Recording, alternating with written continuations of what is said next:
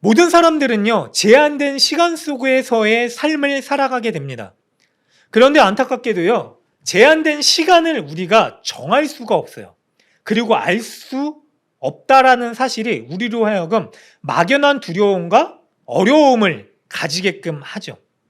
여러분, 누구에게나 이런 일들이 우리 가운데, 삶 가운데 익숙한 일로 다가와요. 그리고 모든 사람들은요, 시간의 지남에 따라 안타깝게도 나이 들어갑니다. 그리고 노화되어져 가요. 이거는 거스를 수 없는 순리죠. 어떤 친구들은 저한테 이런 얘기를 합니다. 넌 중학교 때나 지금이나 똑같다. 이게 좀 가끔 헷갈려요. 제 얼굴이 중학교 때도 이렇게 늙었다라고 하는 것인지 아니면 제가 조금 많이 젊어졌다라고 얘기를 하는 것인지 그런 거예요. 영원히 젊음을 유지하는 사람들은 없다라고 하는 거죠. 다 나이 들어가고요. 죽음을 맞이하게 됩니다. 그런데 사람들이요, 많이 이걸 잊어요. 나는 영원히 살 거다라고 하는 생각으로 세상을 살아갑니다. 여러분 어떠세요? 여러분은 얼마나 살 것 같습니까? 그거를 우리가 어떻게 알 수 있냐면요, 우리가 삶을 대하는 자세에서 그래요. 우리가 목적하는 돈, 마치 천년만년 벌 것처럼, 천년만년 쓸 것처럼 지금 인생의 목적이 온통 그거면은 우리가 우리의 인생의 시간을 착각하면서 살고 있는 거예요. 우리의 건강, 여러분 건강 챙기셔야 됩니다. 하나님이 주신 소중한 우리의 몸이에요. 근데 이거를 우리가 관리하지 않아도 영원토록 쓸 것처럼 착각하면서 살고 계신다면 어느 순간 어려움이 와요. 마찬가지로 우리의 시간들, 여러분 나중에 더 하나님을 위해서 헌신해야지, 아니면 나중에 내가 결심한 거 해야지 그러면은 그 나중은 결국 오지 않습니다. 지금부터 하셔야 돼요. 여러분, 주어진 시간은 다 한정되어 있어요. 그래서 우리는 하나님께서 우리에게 주신 허락된 시간 동안에 허락된 기회를 가지고서 열심히 믿음으로 하나님의 일을 이루면서 또 우리에게 맡겨주신 일들을 감당하며 기쁨의 열매를 경험하는 삶을 살아가야 됩니다. 그게 우리에게 주어진 시간의 의미입니다. 오늘 본문에 나오는 다윗도 마찬가지입니다. 다윗이요, 대단한 인생을 살았습니다. 자, 어릴 때, 10대 때예요. 여러분들 양치기였어요. 그런데 양치기 하면서 어떤 일들을 했냐면 맹수를 꺾었어요.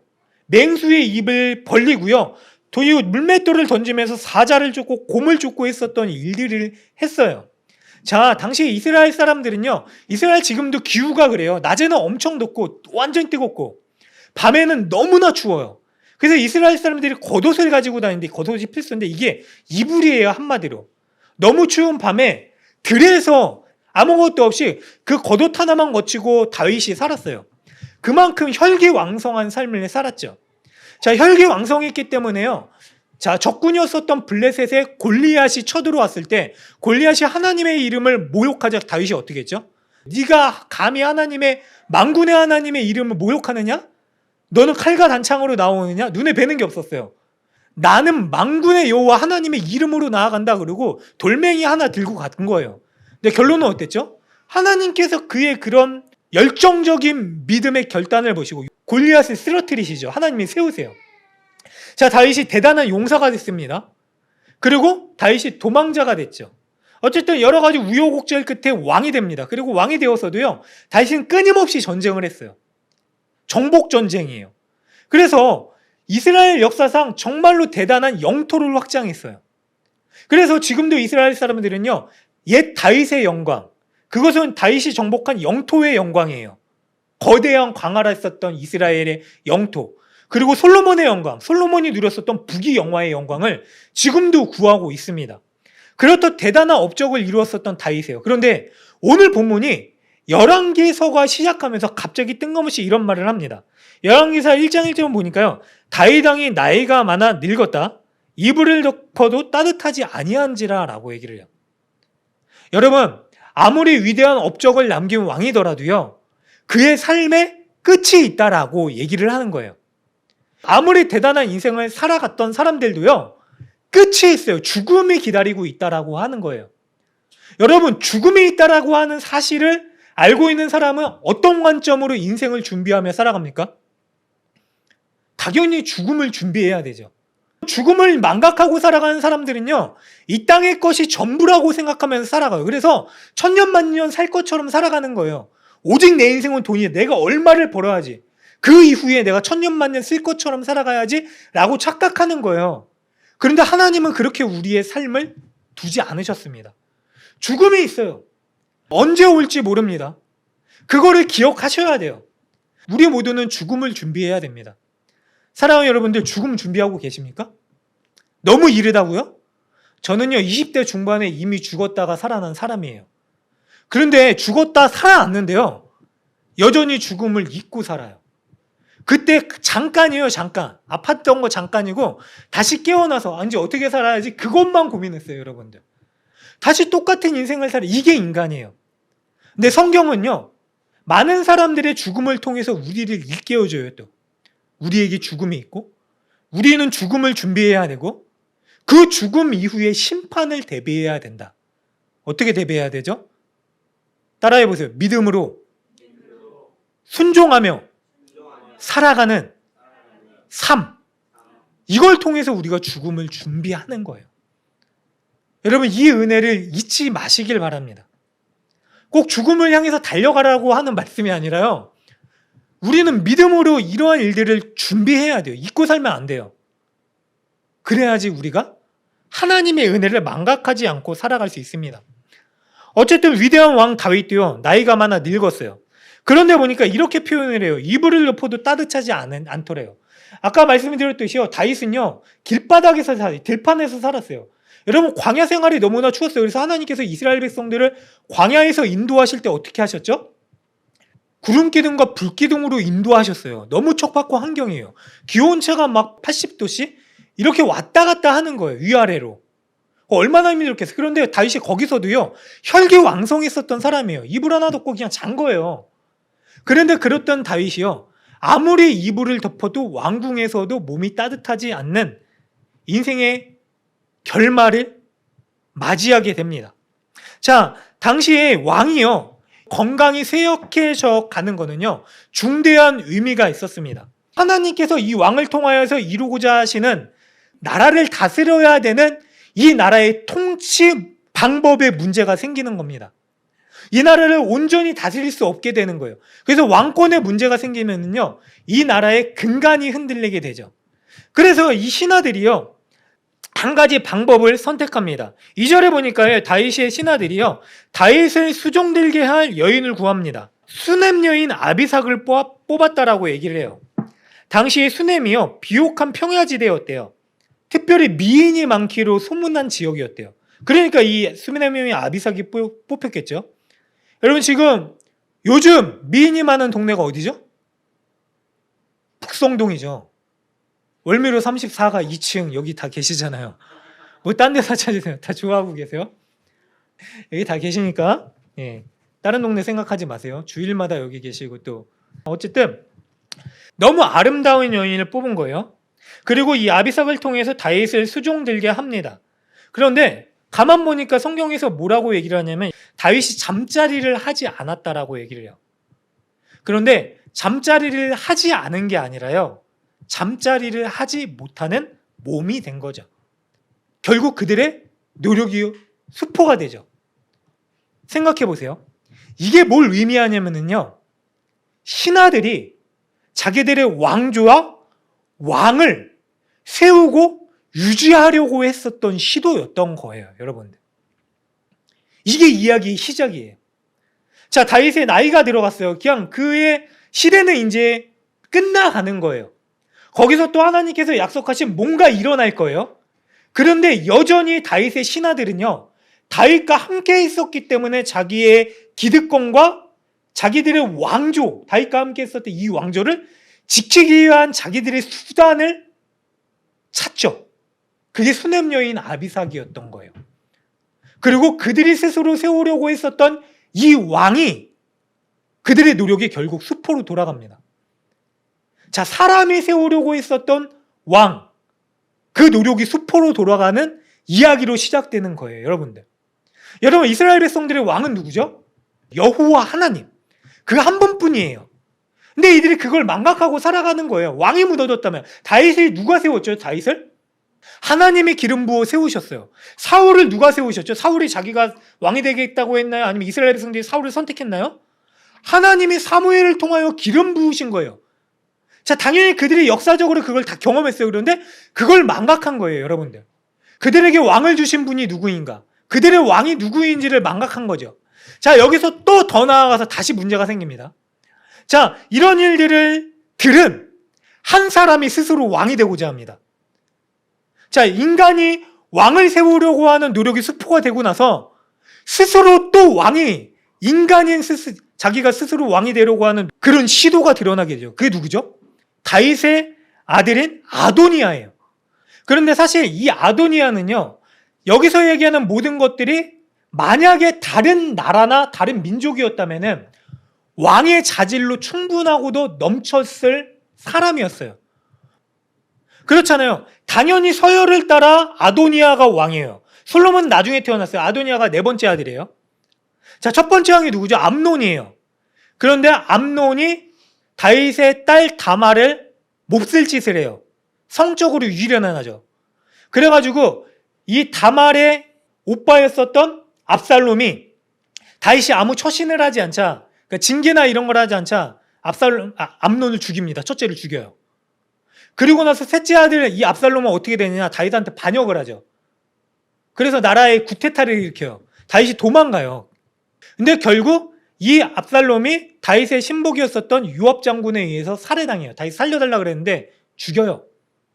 그리고 첫째와 셋째가 끝난 거예요. 둘째 아들도 있었어요. 근데 둘째 아들은 성경에 이름만 나오고 그 이후의 삶에 대해서 나오지 않아요. 그러니까 죽은 거예요. 학자들이 죽었다라고 얘기해요. 그 다음에 자연스럽게 나오는 왕이 넷째 아들이에요. 아도니아예요. 그러면 다른 나라 같으면 당연히 서열을 따라 아도니아가 왕이 되겠죠. 이거는 불보듯 뻔한 사실이에요. 그리고 또 아도니아에 대해서 뭐라고 얘기를 하냐면은 아도니아의 외모가 힘이 준수하대요. 6절에 보니까 힘이 준수하대요. 여러분, 준수하다라는 표현을 성경이 많이 썼어요. 다른 사람들에 대해서. 근데 힘이 준수하다라고 하는 표현은 여기가 유일해요. 힘이 준수한 게 어떤 거죠? 여기 계신 남자분들은 많이 들으신 것 같아서 고개를 다 끄덕이시고 동의하시는 것 같은데, 힘이 준수한 분들이 여기 계시잖아요. 다 맞죠? 그냥 준수한 것도 아니고 힘이 준수한 분들이 다 여기 계세요. 대단한 거예요. 당시 이스라엘 사람들은요, 왕을 세울 때 그랬어요. 사울이 그랬어요. 사울이 처음에 사람들이 보기에 굉장히 준수했다라고 얘기를 했어요. 성경에 표현을 해요. 다윗도요, 아름다웠다라고 했어요. 준수했어요. 그러니까 사람들이 보기에 왕을 세우는 기준은 준수한 거예요. 그런데 이 아도니아는 힘이 준수했대요. 당연히 왕이에요. 보자마자 왕이에요. 자, 이 아도니아가 자신감도 있어요. 그렇잖아요. 여러분, 리더십을 할 때 사람들이 그냥 내가 할 수 있을까? 이런 사람들보다 내가 해보겠습니다. 제가 열심히 하겠습니다. 라고 하는 사람들이 더 신뢰가 가잖아요. 그래, 저 사람 열정이 있구나. 이런 거예요. 아도니아 자기가 스스로 왕이 되려고 하는 시도를 했죠. 그런데 문제는요, 이게 하나님의 나라였기 때문에 문제가 되는 거죠. 여러분, 하나님의 나라는요, 하나님께서 세우신 사람이 왕이 되는 나라였었습니다. 자, 다윗이 몇째 아들이죠? 8째 아들 중에 막내예요. 다윗은 막내가 왕이 됐어요. 그러니까 하나님의 관점은요, 외적인 거나 세상의 조건이 아니라 하나님께서 선택하신 사람을 하나님께서 세우시는 방법이에요. 왜 그럴까요? 이 사람이 부족한 게 있어도, 연약한 게 있어도 이 부족한 사람을 들어 세우시는 하나님의 능력이 어떠한지를 보여주기 위해서, 하나님의 영광을 나타내기 위해서 하나님께서 그런 사람들을 세우시는 거죠. 하나님께서요, 하나님의 사람들을 왕으로 세워 오셨어요. 그런데 아도니아가 그걸 알고 있었음에도 불구하고 망각을 합니다. 아니, 망각한 게 아니라요, 하나님만 아니면 된다라고 하는 생각을 한 거죠. 그렇잖아요.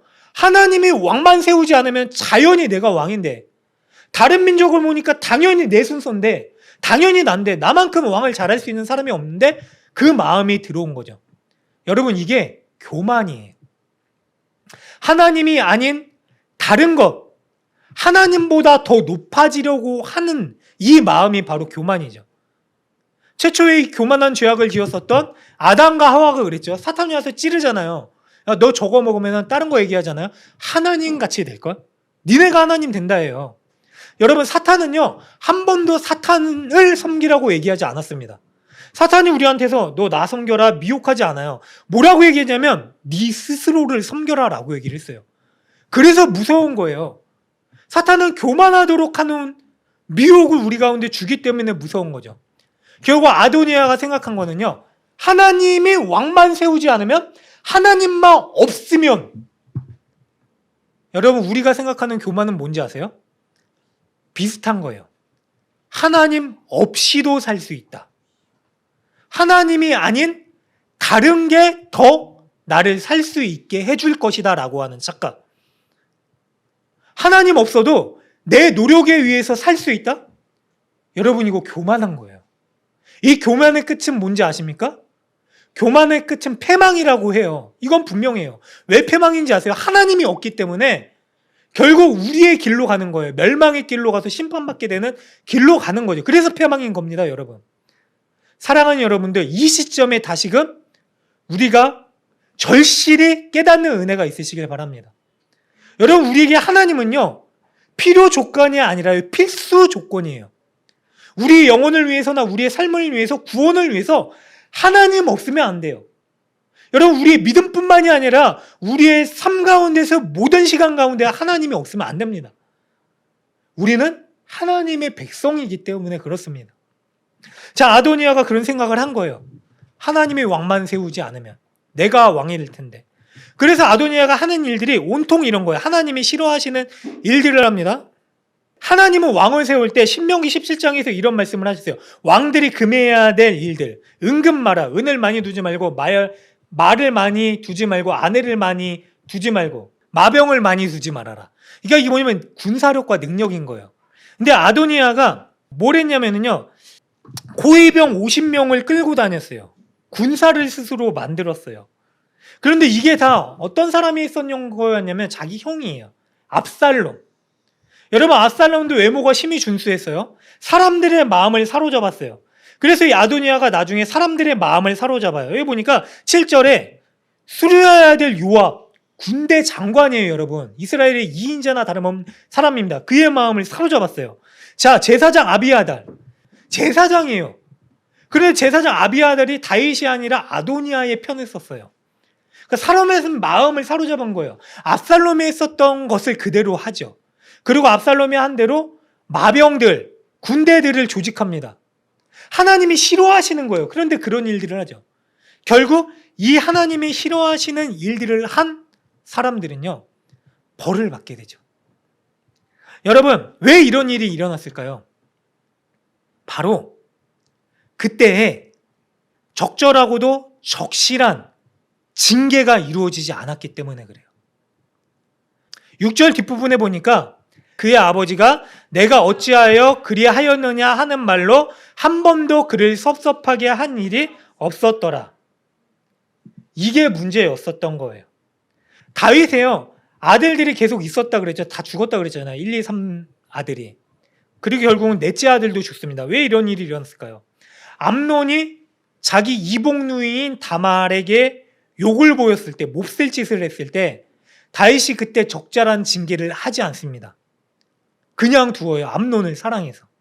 여러분, 이게 사랑해서 아들이 잘못했을 때 그냥 둔다? 자기의 권리를 존중해서 의사결정권을 주고 나는 그 아들을 그냥 존중해 준다? 이런 게 바른 교육 방법일까요? 그렇지 않아요. 한 가지도, 여기서 그의 아버지가 라고 얘기했다고 또 집에 가셔서 그리고 앞으로 자녀 키울 때 아빠가 잘해야지, 다윗 봐봐 이러시면 안 돼요. 같이 키우는 거예요. 지금은 이 부모예요, 부모. 자, 보세요. 다윗이요, 징계하는 데 있어서요 미온적이었어요. 여러분, 지금 이 시대는요, 예전에는, 그러니까 불과 한 10몇 년 전만 하더라도 선생님의 지나친 체벌이 문제가 됐었던 시절이죠. 너무 심한 체벌이 문제가 됐지만 지금은 어떤 시대죠? 너무 체벌이 없어서 문제예요. 너무 훈계가 없어서. 여러분들, 그래서 중국에서는 소황제라 그러잖아요. 소황제가 뭐죠? 자녀가 황제, 한 명 키워서 이거 황제처럼 떠받드는 일을 하는 거예요. 그러니까 되게 이기적이 돼요. 그리고 못돼졌어요. 여러분, 성경은요, 권위주의로 부모가 체벌하는 것을 동의하지 않습니다. 우리 아이들을 있는 그대로 사랑해주고 격려해주고 아껴주고 자유롭게 살 수 있도록 하라라고 합니다. 될 수 있으면 그렇게 해야 됩니다. 그런데 조건이 있어요. 이 아이들을 그냥 마음대로 방임하라라고 하는 게 아니에요. 방임하는 게 아니라 이 아이가 잘못된 길로 갈 때 바운더리, 한계선이 있어요. 여러분, 만약에 이 자녀가 믿음의 바운더리, 믿음의 한계를 넘어가는 일들을 하려고 할 때는 여러분 적절한 훈계와 징계를 하셔야 됩니다. 이게 적절한 하나님께서 원하시는 방법이에요. 그래서 잠언 29장 17절에 보면은요, 내 자녀를 징계하라. 그리하면 그가 너를 평안하게 하겠고 또 내 마음에 기쁨을 주리라라고 얘기했어요. 징계하래요. 그렇다고 이 징계를 잘못 왜곡하시고 오곡하셔가지고 오도하셔서 자녀를 막 그냥 때리시면 안 돼요. 그럼 몹상식한 사람들이 가끔 뉴스에 나와요. 야, 잠언에서 자녀를 때리라 그랬다. 그래서 막 자녀를 때려가지고 그 말도 안 되는 짓을 저지르는 사람들이 있어요. 훈계는 폭력이 아닙니다, 여러분들. 훈계는요, 사랑이 담긴 마음으로 이 자녀가 나인 것처럼 사랑하는 마음으로 자녀가 바른 길로 가도록 하기 위해서 마음을 다해서 바른 길로 가도록 잡아주는 거예요. 붙잡아주는 거예요. 이런 일들을 하기 위해서는 때로는 징계가 있을 수 있어요. 자녀에게 무섭도록 질책하는 일들도 있어야 됩니다. 여러분 생각해 보세요. 자녀가 나쁜 짓을 했어요. 거짓말을 해요. 어디 가서 뭘 훔쳐왔어요. 뭐 같은 반 친구나 뭐 친한 친구를 때렸어요. 두들겨 패요. 막 뺏어요. 욕해요. 근데 여러분, 아, 우리 자녀 사랑스럽네. 아유, 귀여워. 막 다른 친구를 괴롭혀요. 아유, 귀여워라. 그래도 내 사랑하는 새끼. 그러면 여러분, 이 자녀가 바른 길로 가는 길일까요? 아니에요. 훈계해야 됩니다. 훈계해야 돼요. 혼내야 돼요. 저도 약한 부분이 그거예요. 그냥 자녀다 보니까 그냥 사랑으로 대해야지. 아유, 어떻게 그래? 이런 생각이 강했는데 이 말씀을 준비하면서 다시 또 생각하게 됐어요. 바른 길로 가게끔 하기 위해서 훈계까지도 할 수 있는 게 진짜 사랑인 거예요. 여러분, 예전에 어떤 교육을 갔는데 거기 간사님이 이런 얘기를 했어요. 경험담을 얘기해 주는 거예요. 한 고등학생이 있었대요. 근데 대부분 고등학생들이 교회를 잘 안 가요. 고등학생 되면. 왠지 아세요? 부모님이 장로님, 권사님, 심지어는 뭐 목사님의 아들이더라도 학원 가요, 다. 거기서부터 신앙의 괴리가 생기는 거예요, 여러분들. 여러분, 이게 타협이 되잖아요? 아이들이 교회와 멀어집니다. 당연하게 돼요. 다른 이유가 생기면 교회는 빠져도 된다가 돼요. 자녀들이. 여러분, 자녀 교육하실 때 앞으로 이거 명심하셔야 돼요. 여러분, 학원이 이 아이들의 인생을 책임지지 않습니다. 성적이 잘 나왔다고 이 아이들의 인생이 풀리는 거 아닌 거 아시죠? 근데 불안해져요. 다른 아이들과 비교해보니까 불안해지는 거예요. 그래서 어떤 선택을 하냐면요, 믿음이 있는 부모님들도요, 학원을 선택해요. 야, 얘기 빨리 들거나 아니면은, 야, 지금은 수험생이니까 잠깐 쉬어라. 대부분은 부모님 믿지 않은 분들이 그런 얘기를 하지만 신앙이 있는 분들도 그래요. 특히 제가 전에 있었던 교회가 광명인데 바로 옆에 목동이에요. 근데 광명에서 공부 좀 하는 친구들이 착각하는 게 뭐냐면 목동으로 학원을 다니면서 자기가 서울대 걸 것처럼 착각을 해요. 근데 서울대 가려면 중학교에서 전교 1등에도 못 가요. 1년에 몇 명 뽑죠, 서울대? 한 2만 명 안 돼요. 15,000명? 6,000명인가요? 정원이, 전체 정원이 2만 명 정도 되나요? 그러니까 6,000명 뽑는데 전국의 중학교 개수가 몇 개인지 아세요? 만 몇천 개예요. 제가 정확히 수치는 기억 안 나는데. 그러니까 전교 1등에도 날고 기어도 서울대 못 가요, 사실. 근데 그 착각을 하면서 거기에 얽매이는 거죠. 물론 공부 열심히 해야죠. 잘해야 되죠. 선택의 폭이 넓어지지만 신앙과 타협하면 안 됩니다. 그런데 왜 이런 얘기를 하냐면요. 그 간사님이 특별한 얘기를 했어요. 이 고등학생이 있었는데 타협을 한 거예요. 학원을 보냈어요. 좋은 학교를 갔어요. 대학교 가면은 우리 신앙생활 잘하자라고 그러면서 타협한 거예요. 여러분, 대학교 가면은 자녀가 신앙생활 할까요, 안 할까요? 절대 안 합니다. 즐거운 게 얼마나 많은데요. 얼마나 더 바쁜데요. 동아리, 놀 거, 즐길 거, 취업, 뭐 자격증, 공부해야 될 거, 점수, 수도 없이 많습니다. 더 못 갑니다. 근데 이 친구가요, 어느 날 여자친구를 데리고 왔어요. 임신을 했어요. 교회 가자고 안 간 거예요. 근데 뭐라고 대뜸 얘기를 하냐면 이 학생들이 낙태시켜 주세요. 서슴없이 그런 얘기를 하는 거야. 일말에 뭐 그런 주저함도 없이 그냥 당연히 나태시켜 주세요. 우리 미래를 생각하니까 이거밖에 답이 없습니다. 그런데 이 어머니가 이 학생의 부모, 남학생의 부모님이 담당 목사님한테 얘기를 했던 거예요. 찾아가가지고 뭐라고 했냐면 우리 자녀 좀 살려줘. 이제 내 아들이 문제가 있구나를 생각하게 된 거예요. 왠지 아세요? 여러분들? 기독교의 가치가 사라진 거예요. 무섭다. 얘가 어떻게 저렇게 불쑥 저런 얘기를 서슴없이 할 수 있지? 이러가 내 아들을 망치겠다. 그제서야 목사님 찾아가서 목사님 얘를 좀 만나서 상담 좀 해주시고 다시 신앙으로 좀 돌이키게 해주세요. 여러분 그때 돌이킬 수 있을까 없을까요? 늦어요. 이미 세상의 가치대로 살았던 사람이 된 거예요. 서슴없어요. 여러분 생명에 대해서 아무런 그게 없는 거예요. 하나님이 이미 떠났어요. 그때 이후에 돌이키는 거는 하나님만 하실 수 있어요. 때로는 하나님께서 직접 징계를 하시거나 아니 진짜 하나님께서 초자연적인 은혜를 주시거나 여러분 늦는 거예요. 그래서 성경에서는 뭐라고 얘기하냐면 자녀를 훈계하더라도 그 아이가 하나님이라는 바운더리 안에서 벗어나지 않도록 해라 라고 하는 거예요. 사실 여러분 이건 제 경험도 아니에요. 개인적인.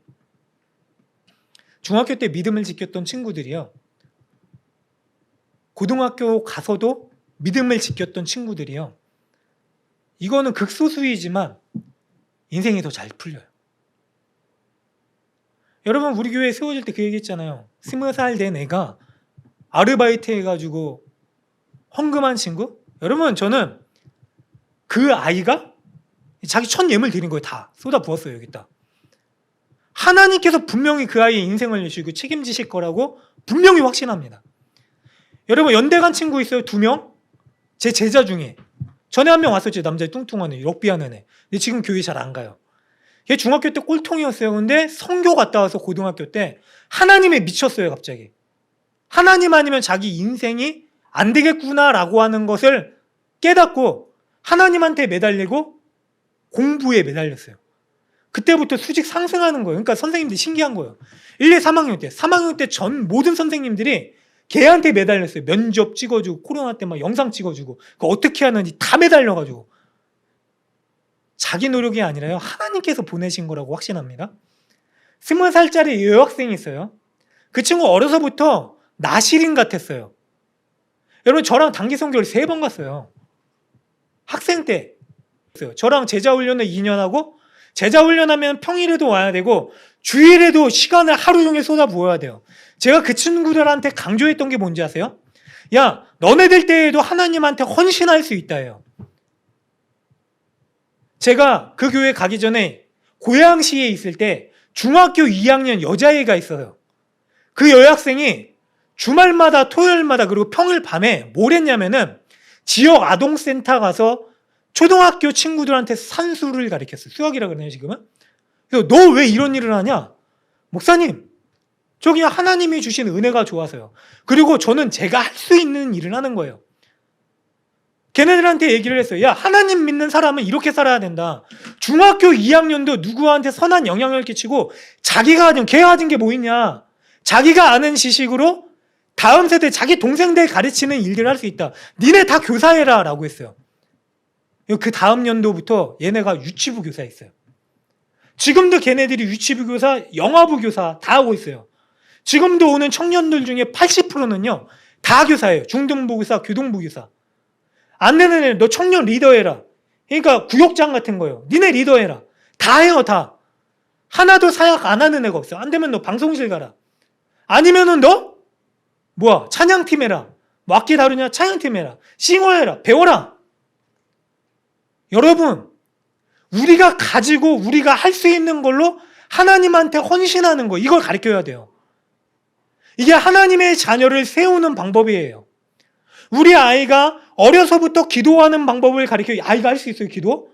우리 자녀가 하나님한테 헌금하는 법을 가르쳐서 하나님 앞에 드리는 거를 가르쳐야 돼요. 그래야지 하나님께서 채워주십니다. 하나님께서 책임져 주세요. 자녀뿐만이 아니에요. 하나님을 믿는 하나님의 자녀인 우리가 이걸로 살아가는 거예요. 하나님의 채워지는 은혜로 살아가는 거죠. 우리가 할 수 있는 대로 우리의 삶의 자리에서 헌신하는 거죠. 우리 교회를 위해서 헌신하는 거예요. 여러분, 이게 하나님의 자녀를 기르는 방법들이에요. 이거를 놓치잖아요. 하나님이 우리에게 주신 시간 가운데 이걸 놓치잖아요? 그럼 우리에게는 패망이에요, 여러분들. 하나님과 멀어지게 되어 있습니다, 자연히.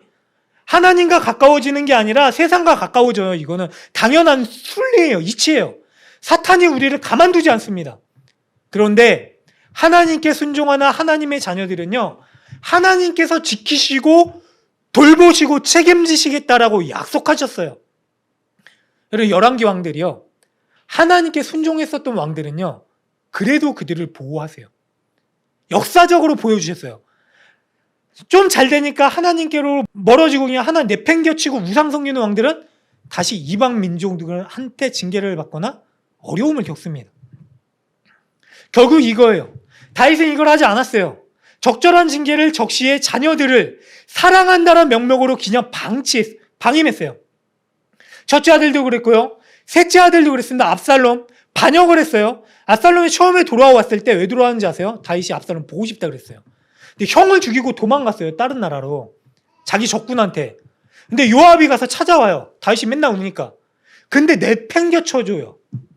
뭐라고 할 수 있는 용기가 없었던 거예요.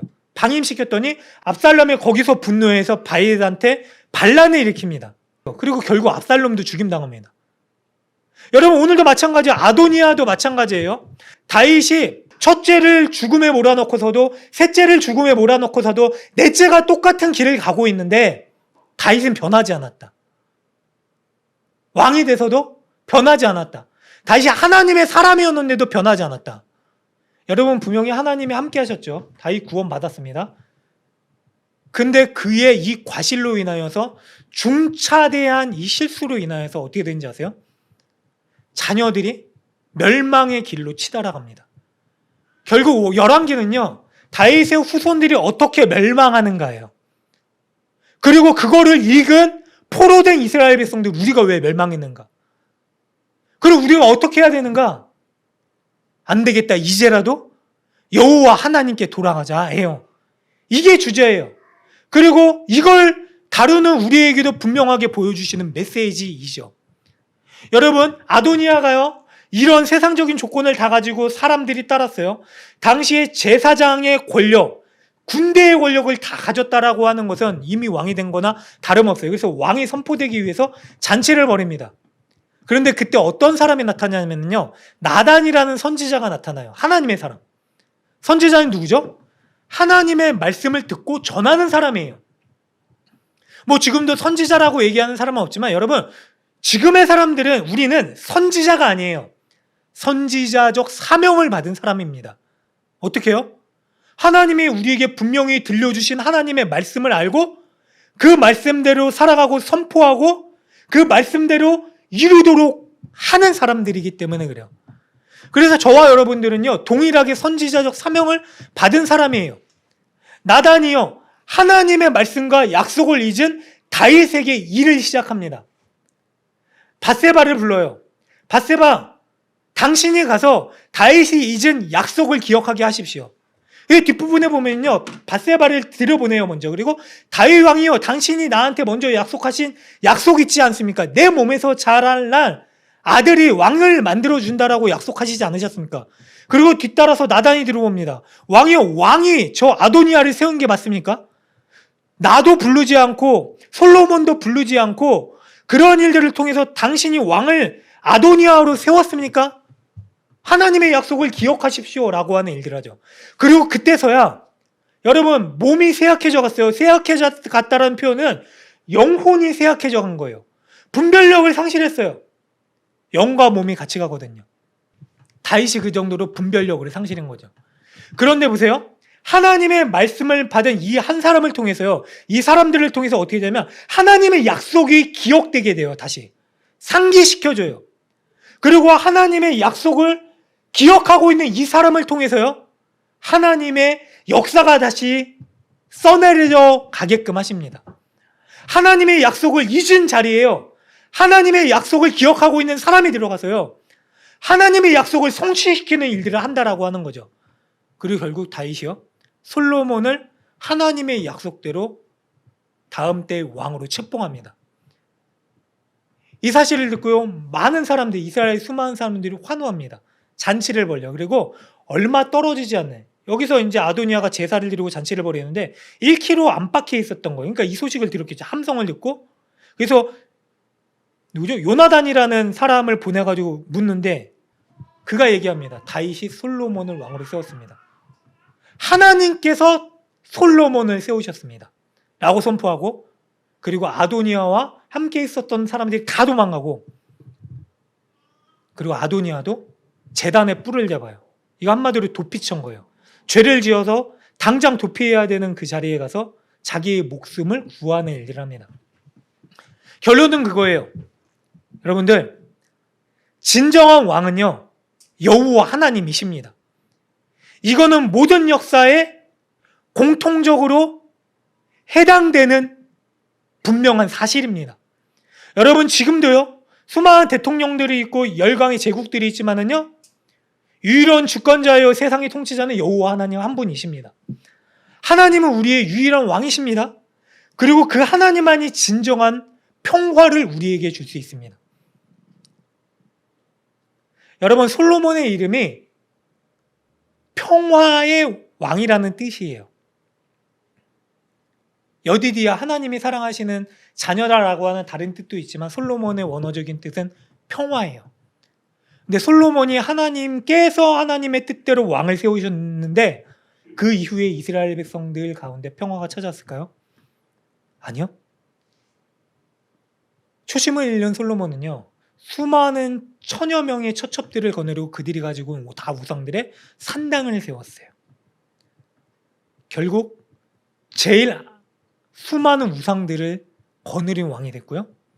이 솔로몬으로 인하여서 이스라엘 나라는 그 다음 때에 분열됩니다. 나뉘어져요. 다윗이 이스라엘 왕국을 하나 되게 했어요. 결국 한 대밖에 되지 않는데 분열이 나타나죠. 여러분, 인간 왕은요, 영원하지 않습니다. 평화를 이룰 수 있는 능력도 없습니다. 그 위에 수많은 유능한 왕들이 나타났지만 다 무너졌습니다. 그렇다면 우리가 의지해야 될 왕이 누굴까요? 진정한 왕. 여러분 아십니다. 하나님께서 우리에게 진정한 평화를 주시기 위해 오신 진정한 화평의 왕이신 바로 예수 그리스도 밖에 없습니다. 우리의 유일하고도 가장 능력이 되시고 우리가 가장 의지할 만한 대상이 되시고 우리를 구원하시기 위해서 자기 목숨을 내어주실 정도로 우리를 사랑하신 우리의 진정한 왕이신 바로 그 예수님만이요, 우리에게 진정한 화평을 이루실 수 있는 분이고요. 그래서 그리스도라고 하는 뜻이요, 왕이라고 하는 뜻이에요. 왕. 우리의 왕. 나의 왕. 여러분, 그래서 우리가요, 이 시간 다시금 결단했으면 좋겠어요. 그동안 예수를 믿는다라고 하면서도 여러분들이 찾았던 왕이 누굽니까? 여러분들이 붙들었던 여러분들의 스스로 높아지려고 했었던 것은 무엇입니까? 만약에 그 자리에 하나님이 없다면요, 예수가 없다면 그거는 교만입니다. 있는 그대로 말씀드릴게요. 교만이에요.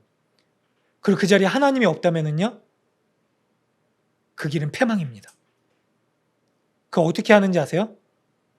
이게 예수가 원하시는 길인가? 이 일을 통해서 예수님께서 뭔가를 하시고자 하는가? 주님, 제 이 삶의 자리를 통해서, 제 직장을 통해서, 제 일을 통해서 주님께 어떻게 더 주의 일을 위해서 쓰임받으면 되겠습니까? 이런 질문 아무것도 없이 나의 만족과 유익을 위해서 내 스스로 높아지기 위해서 하는 일이라면 여러분, 그건 교만입니다. 사랑하는 여러분들, 우리의 왕은요, 여호와 하나님, 그 하나님이시자 우리 가운데 친히 내려와 찾아와 우리의 발을 씻겨주시고 눈물로 우리를 보듬어 안아주시는 바로 겸손의 왕이신 예수 그리스도이십니다. 세상에 어떤 신도 이런 분 없습니다. 세상에 어떤 왕도 이런 왕 없습니다. 바로 그 예수님만이 우리가 진정으로 끝까지 의지해야 될 유일한 왕임을 기억하시고 그분의 백성으로서 살아갈 수 있는 우리 모두가 되시길 주님의 이름으로 간절히 축원합니다.